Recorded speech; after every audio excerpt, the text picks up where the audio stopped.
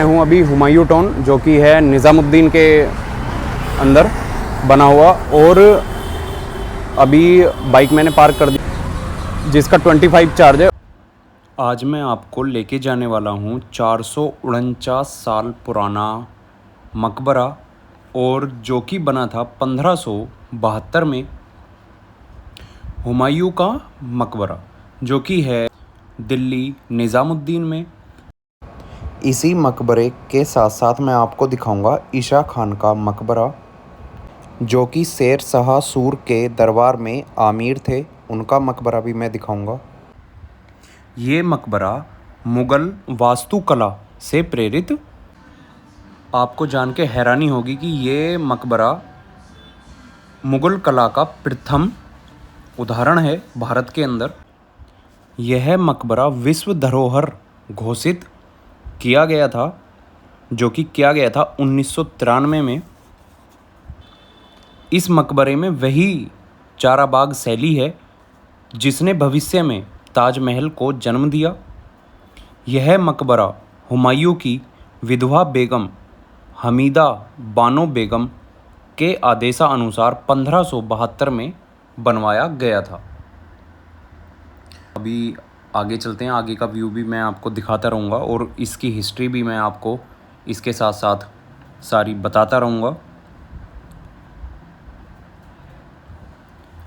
इस किले के वास्तुकार सैयद मुबारक एवं उनके पिता मिराक थे, जिन्हें अफ़गानिस्तान के हेरात शहर से विशेष रूप से बुलाया गया था। और इस मकबरे को तैयार होने में 8 वर्ष का समय लगा था, जो कि सारा पत्थर जो है इसमें लगा हुआ है सारा हाथों से तराशा गया था कारीगरों के द्वारा। भारतीय उपमहाद्वीप में चाराबाग शैली का प्रथम उदाहरण यह मकबरा बना था। यह सर्वप्रथम लाल बलुआ पत्थर का इतने बड़े स्तर पर प्रयोग होने वाली इमारत थी।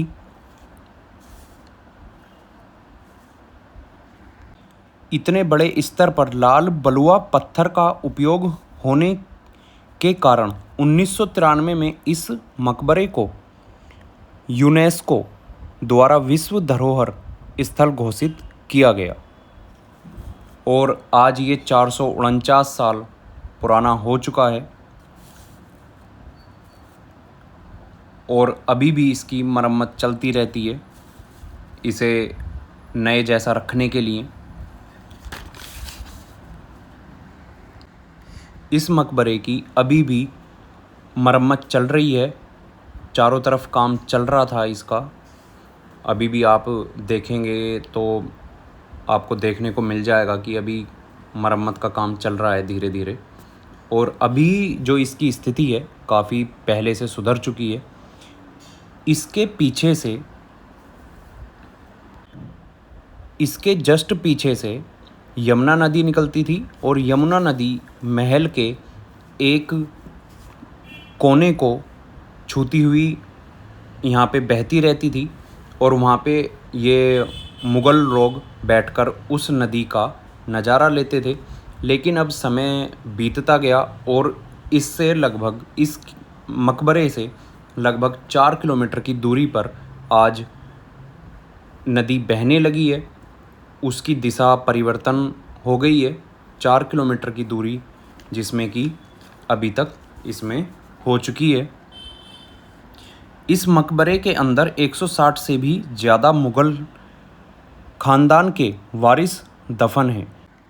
160 वारिस में से 5 बादशाह की कब्र भी है।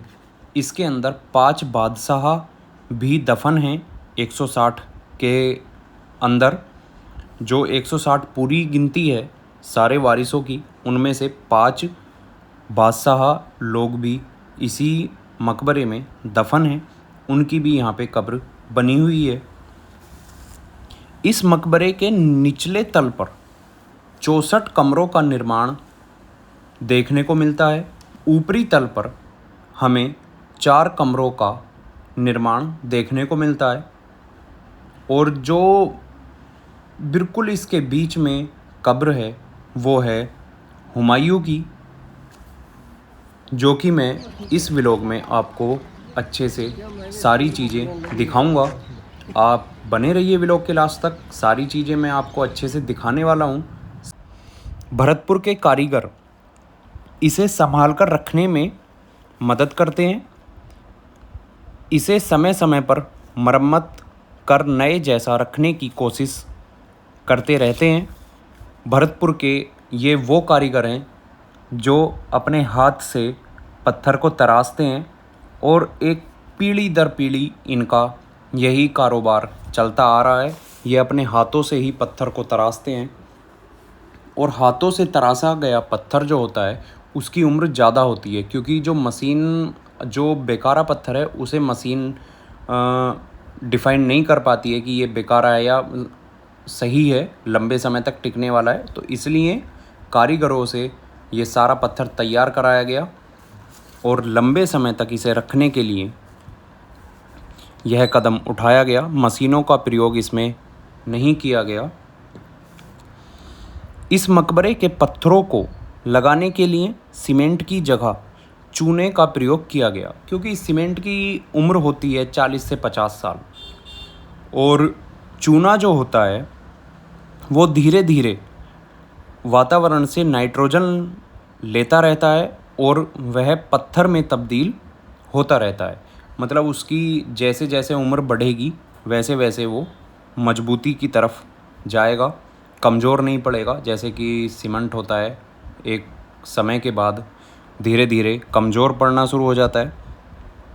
इसलिए लंबे समय तक इसे नए जैसा बनाए रखने में आसानी होती है। अगर हम इसमें चूना लगाते हैं, चूने से पत्थर को रोकते हैं सीमेंट की जगह, तो इसे एक लंबे समय तक नए जैसा रखने में हमें एक बहुत बड़ी मदद मिलती है और बहुत ही सफाई से कारीगरों ने जो पुरानी कला इसमें छिप गई थी एक लंबे समय तक इसकी देखभाल ना होने की वजह से, अंग्रेज़ों के शासनकाल में इसकी हालत बर्बरता हो गई थी सारी।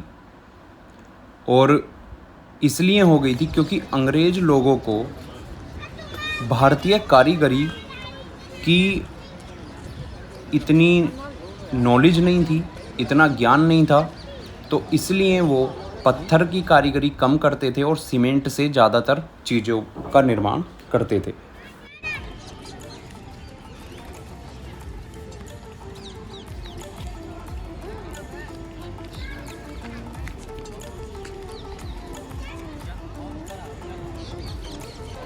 और अभी चलते हैं अंदर, फिर दिखाता हूँ मैं आपको अंदर का व्यू कि क्या रहता है। और इसमें हुमायूं की कब्र सहित कई अन्य राजसी की कब्रें भी मौजूद हैं, जो कि लगभग 160 कब्रें यहाँ पे आज भी मौजूद हैं।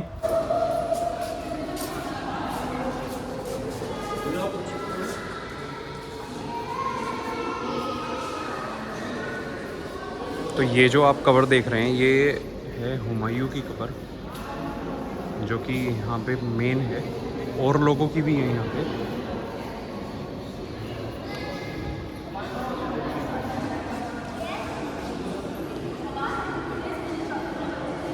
अब सवाल ये उठता है कि हुमायूं की कब्र से अलग यहाँ पे जो कब्रें हैं वो किन किन की कब्रें हैं, तो मैं अभी आपको उसमें से मेन लोगों के नाम बता देता हूँ।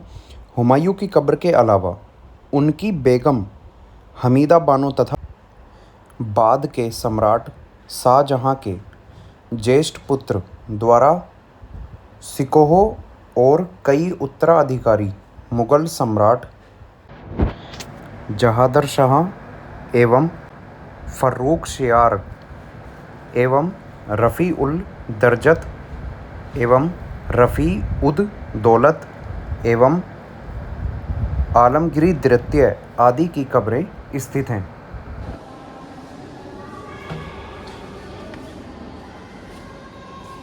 इन सभी में उर्दू में लिखा हुआ है जो कि मुझे नहीं आती है। आपको आती हो तो पढ़ लेना।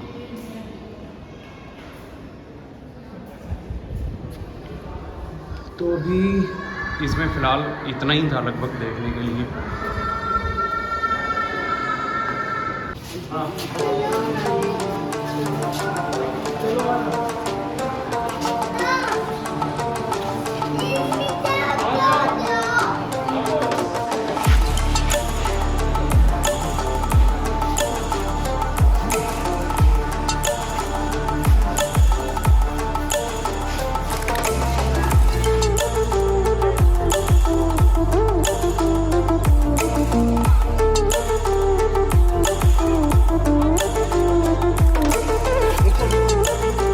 ये जो है ये ईसा खान का मकबरा है।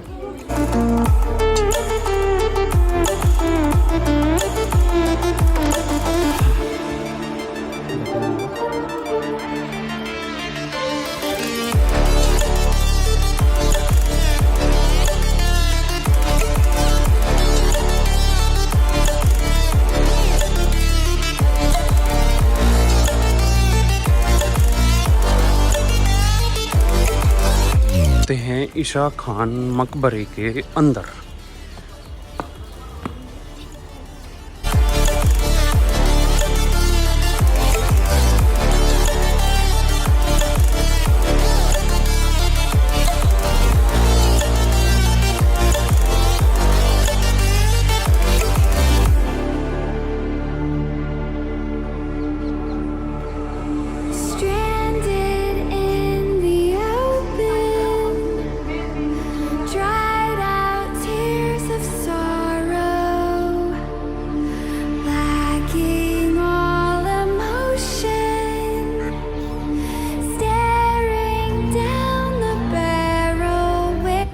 दोस्तों अगर व्लॉग अच्छा लगा हो तो लाइक सब्सक्राइब शेयर करना, और इसी तरीके से व्लॉग आते रहेंगे। मिलते हैं नेक्स्ट व्लॉग में।